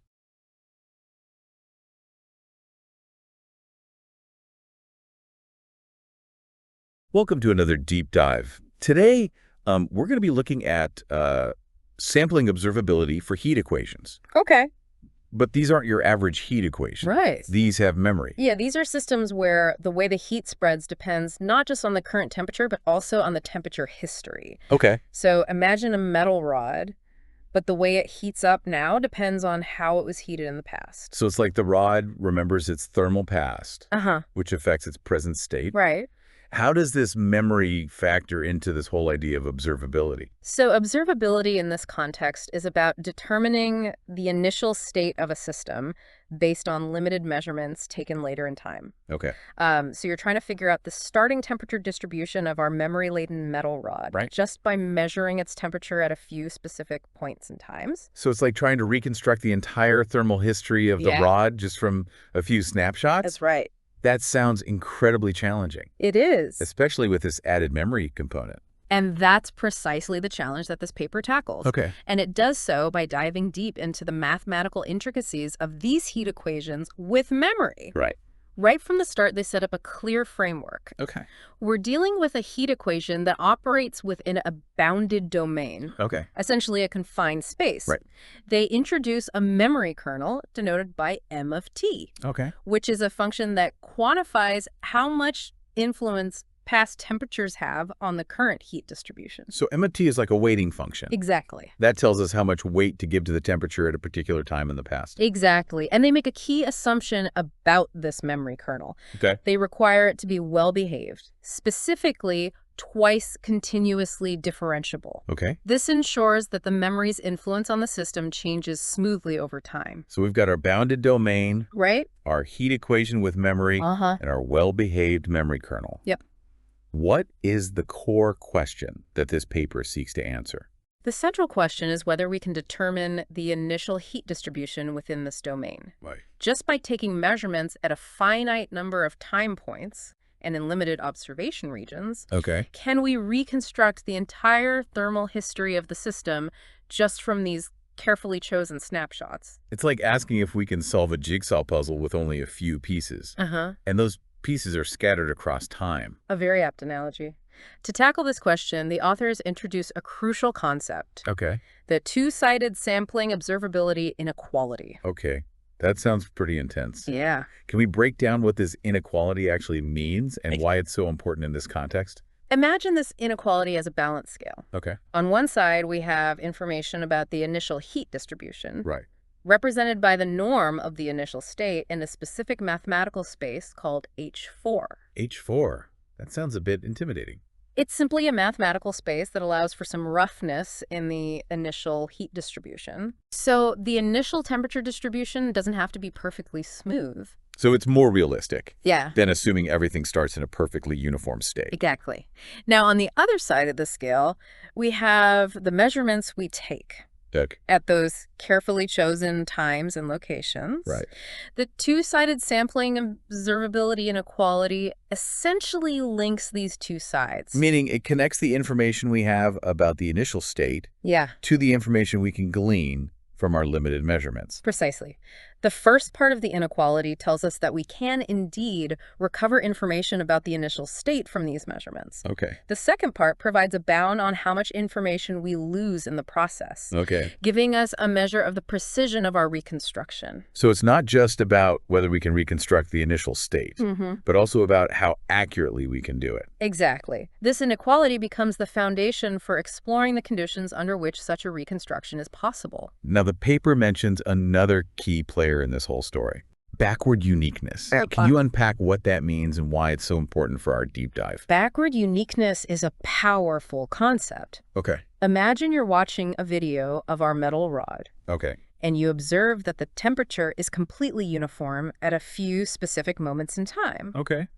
Can you confidently conclude that the rod must have started with a uniform temperature distribution? It seems intuitive to think so. Yeah. If the temperature is the same everywhere at those moments, shouldn't it have been the same everywhere at the beginning? For regular heat equations without memory, that intuition holds true. Right. But when you introduce memory into the equation, things get more complicated. Okay. The past leaves a trace, a thermal echo, so to speak, Right. that can muddle the picture. So you're saying that even if the rod appears to be in a uniform state at those observed times, we can't automatically assume it started that way because its past thermal experiences might have led it to that state through a different path. Precisely. Backward uniqueness in this context is about understanding when we can definitively trace the system's state back to its origin. Right. And as you might imagine, it's absolutely crucial for our ability to reconstruct the initial heat distribution. It's like trying to retrace someone's steps, but they've deliberately tried to cover their tracks. We need to know if it's even possible to find their starting point, given the limited information we have. A great analogy. And this is where the paper starts to get really interesting. Okay. The authors delve into the conditions under which backward uniqueness holds for heat equations with memory. Okay. And this leads them to explore the crucial role of the geometric observation condition. Okay, another intriguing term. Yeah. What's the geometric observation condition all about? So think of the geometric observation condition as a set of rules governing where and when we take our measurements of the rod's temperature. It's not enough to just take measurements randomly. They need to be strategically placed in both space and time to give us enough information to reconstruct the initial state. So it's like placing sensors at strategic locations on the rod Exactly. and choosing the right moments to record the temperature readings. Exactly. And here's where it gets really fascinating. Okay. The geometric observation condition isn't arbitrary. Right. It's directly tied to the shape and properties of the memory kernel, MN2. So the memory of the system dictates where and when we need to look to get the most informative measurements. Precisely. The paper establishes a powerful connection between the memory of the system, Okay. embodied in the memory kernel, Right. and the optimal strategy for observing the system.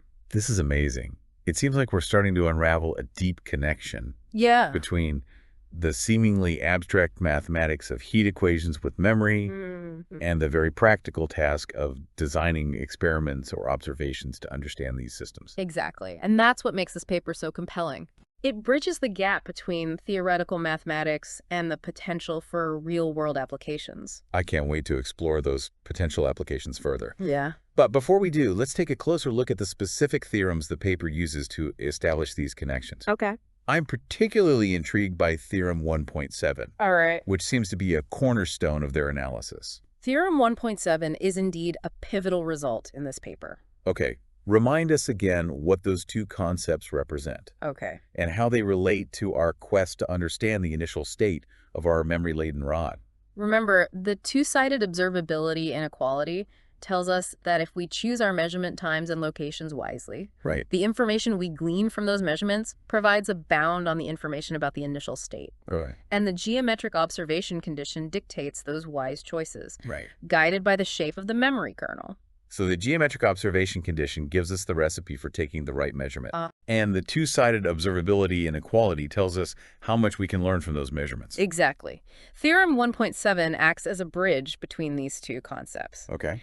It states that if our observation setup satisfies the strict geometric condition, Okay. then we have the two-sided observability inequality. Meaning we can recover information about the initial state with a certain level of precision. Yeah. If we follow the rules laid out by the geometric observation condition. Precisely. And the theorem goes both ways. Okay.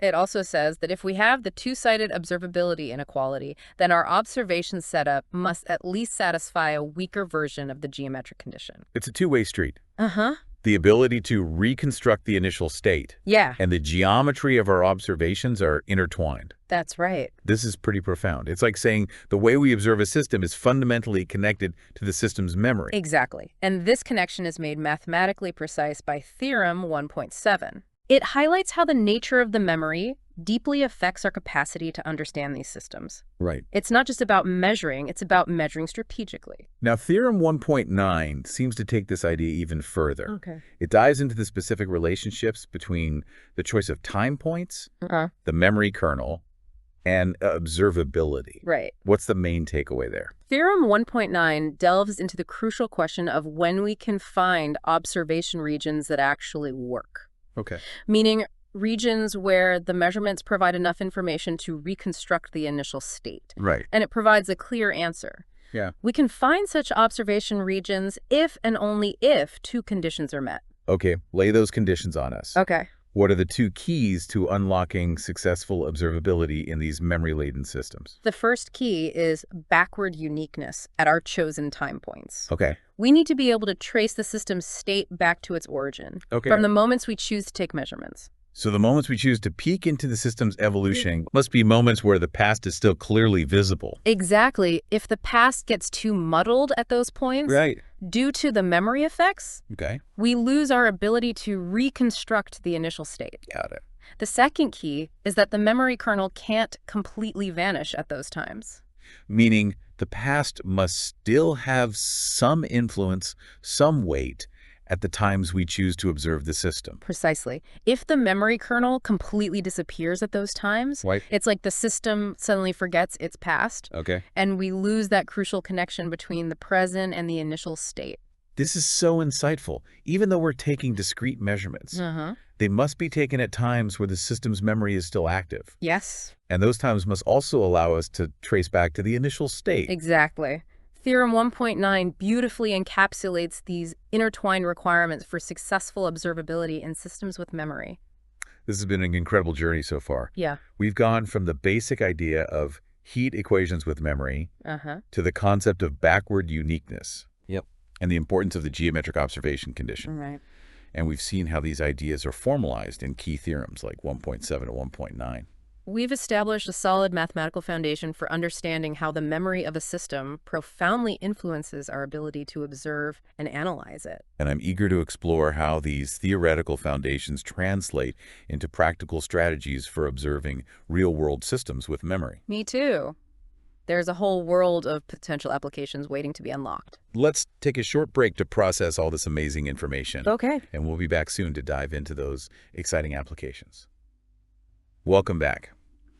We've been building up a deep understanding of how memory intertwines with observability in these fascinating systems. Right. But the paper doesn't stop at these general theorems. Right. It dives into specific examples and scenarios, really getting into the nitty-gritty of how different types of memory kernels affect our ability to reconstruct the initial state. Absolutely. Section 5 of the paper is where things get really interesting. They explore a variety of memory kernels, showcasing the nuances of backward uniqueness and the geometric observation condition in each case. So this is where the rubber meets the road, right? Exactly. We get to see how these mathematical concepts play out in concrete examples. Exactly. One of the first cases they explore is when the memory kernel M of t is always negative or 0 for all times t. Okay. This is illustrated in example 5.7 and formalized in corollary 5.8, Okay. which relies on the foundational theorem 5.1. Okay.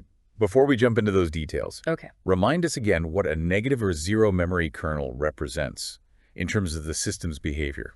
A negative memory kernel implies that the system is constantly being pulled back towards a certain state, Okay. a kind of damping effect where the past continuously influences the present in a specific direction. Okay. It's like a heavy object rolling down a hill. Its past trajectory makes its future motion more predictable. So the system's memory acts as a constraint, making its behavior more deterministic in a sense. Precisely. Now, Theorem 5.1 establishes a crucial link between backward uniqueness at a specific time, t0, and the behavior of these functions, xk of t, which represent the evolution of the system's modes over time. Hold on, let's unpack that a bit. Sure. What are these modes of the system, and how are they connected to the memory kernel? Think of the system's modes as its fundamental building blocks, Okay. like the individual frequencies of a vibrating string. Okay. Each mode evolves over time, Right. influenced by both the heat equation itself and the memory kernel. Okay. These xk of t functions capture that evolution, Right. each representing the amplitude of a specific mode as a function of time. So the xk of t functions tell us how much each building block of the system Yeah, is contributing to its overall state at any given time. exactly. Now, Theorem 5.1 says that we have backward uniqueness at time t0 if and only if none of these xk of t functions have a 0 at that time. Meaning, if any of those mode amplitudes hit 0 at t0, Yeah. we lose backward uniqueness. Why is that? It's because if a mode amplitude goes to 0 at TO0, it's like that particular building block of the system temporarily vanishes. Okay. This creates ambiguity because different initial states could have led to the same 0 amplitude at that moment. Right. We lose the ability to uniquely trace the system's state back to its origin. It's like a crucial piece of evidence going missing, making it impossible to reconstruct the full story. A perfect analogy. Now, Corollary 5.8, using Theorem 5.1, shows that for a non-positive memory kernel, Okay. these xk of t functions can never be 0. Meaning we always have backward uniqueness in this case. That's right. So a consistently negative or 0 memory kernel makes the system's behavior more deterministic and allows us to trace its state back to its origin without ambiguity. Exactly. The past is always pulling the system in a specific direction, Okay. making its history more transparent and easier to decipher. This is fascinating. It seems like the type of memory kernel really dictates how much we can learn about the system's past. What happens when we move beyond these consistently negative or 0 memory kernels? Things get even more interesting. Example 5.9 and Corollary 5.9 explore the case of a linear memory kernel. Okay. M of t equals t. So in this case, the influence of the past increases linearly with time. Precisely. The further back in time we go, the stronger the memories pull. Okay. Now, for this type of memory kernel, things aren't as straightforward. Okay. The ips of t functions can have zeros, Right. meaning there are specific times where backward uniqueness fails. It's like the system's past becomes hazy or obscured at those particular moments. Exactly. And those moments depend on the interplay between the eigenvalues of the heat equation operator, Okay. which govern the intrinsic behavior of the system, Right. and the specific form of the linear memory kernel. So the clouding of the system's memory at certain times depends both on the system's inherent dynamics and the nature of its memory. Precisely. Corollary 5.1 delves into this interplay, showing how the choice of time points becomes even more critical in this case. Right. We need to avoid those clouded moments to ensure we have backward uniqueness and can reconstruct the initial state. This is getting more and more intriguing.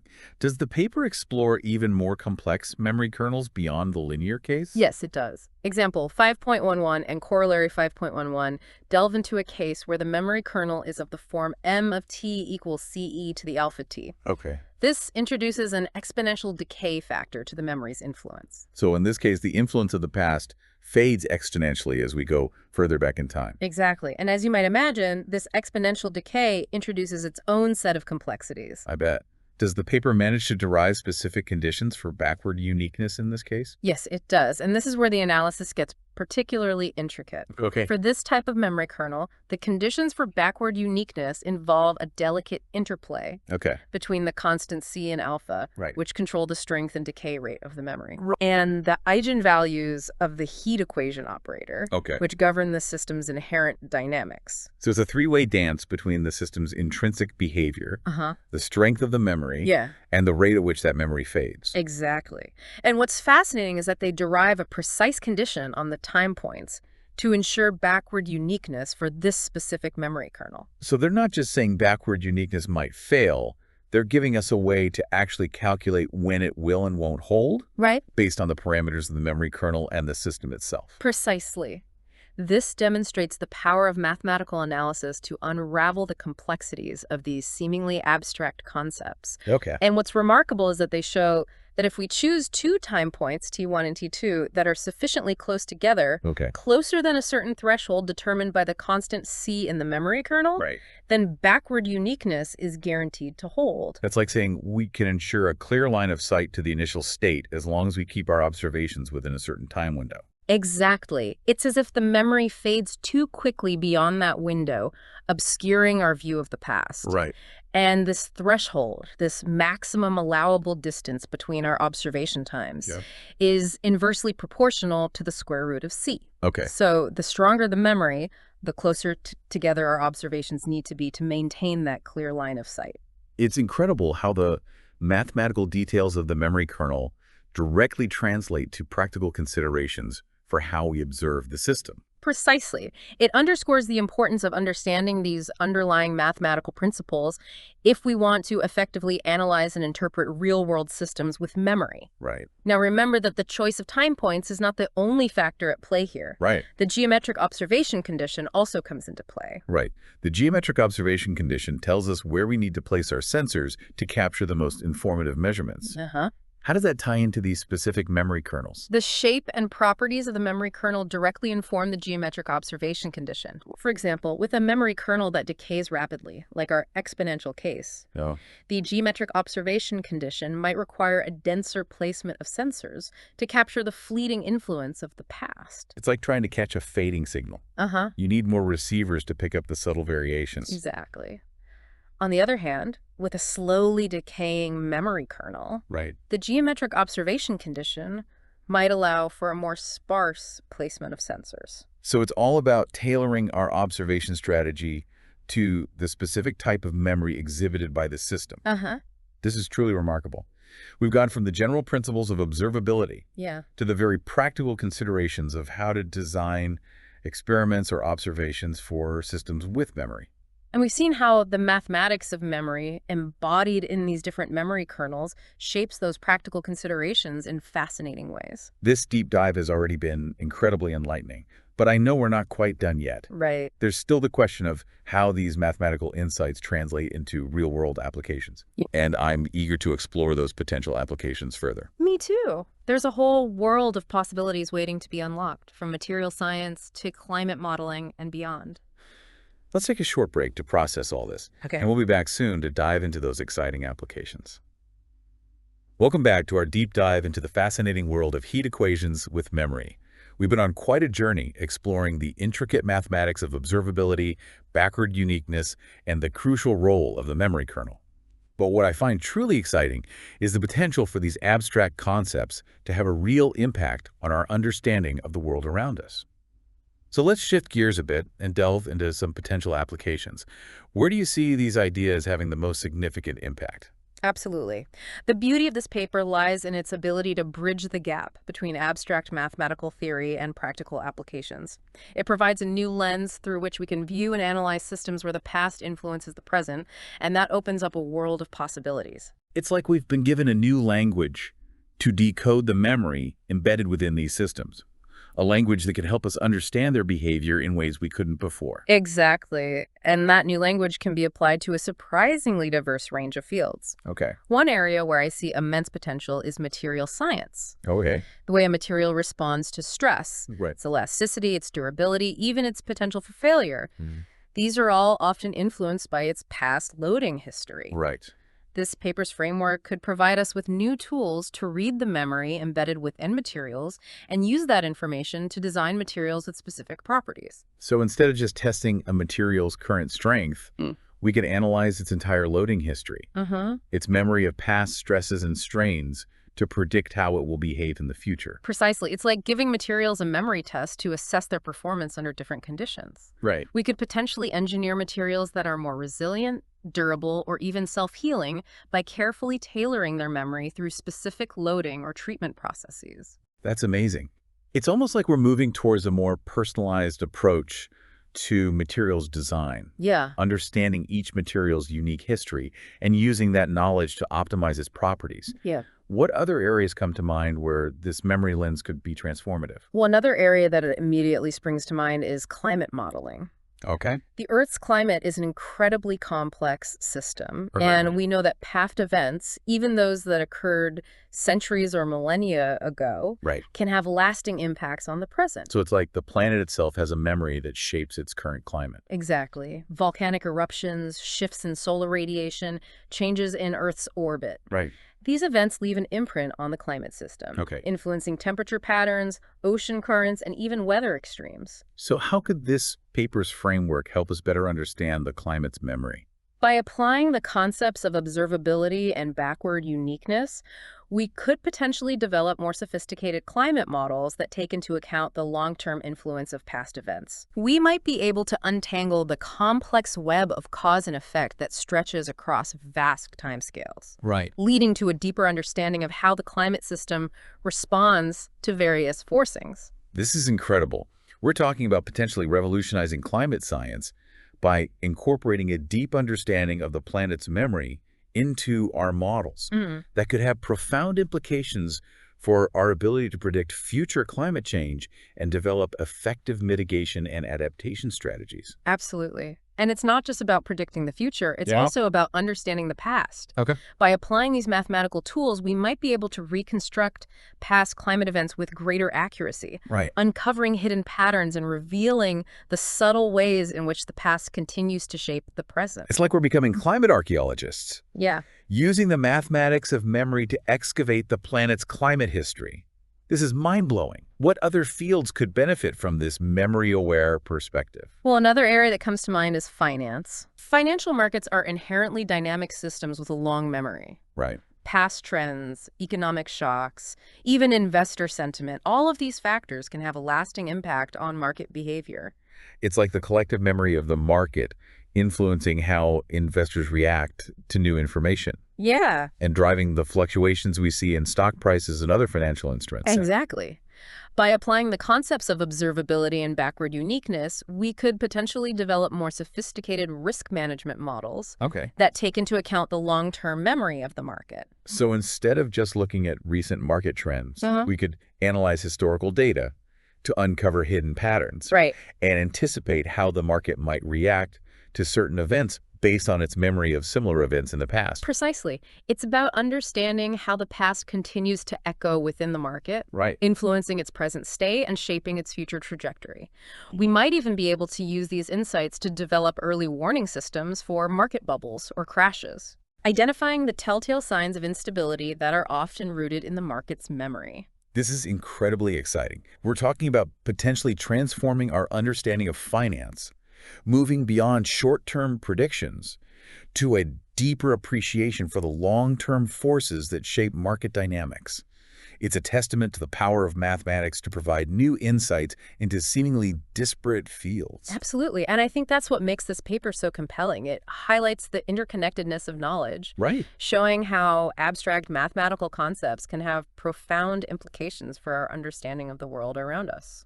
It's a reminder that even the most theoretical research can have practical value, sometimes in unexpected ways. Yeah. And it underscores the importance of fostering interdisciplinary collaboration, Right. bringing together mathematicians, scientists, engineers, and even financial experts to explore the full potential of these ideas. I completely agree. The future of scientific discovery lies in breaking down the silos between disciplines and embracing a more holistic, interconnected view of knowledge. This has been an incredible deep dive. We started with a seemingly esoteric mathematical paper on heat equations with memory, and we've ended up exploring potential applications that could revolutionize material science, climate modeling, and even finance. It has been quite a journey. It's a testament to the power of curiosity, the joy of exploration, and the beauty of mathematics to illuminate the hidden connections that bind the world together. It's been a true pleasure to embark on this intellectual journey with you, and I'm excited to see where these ideas lead in the years to come. Thank you for joining us on this incredible adventure into the world of heat equations with memory. We hope you've enjoyed the ride and are as inspired as we are by the potential of these ideas to shape the future.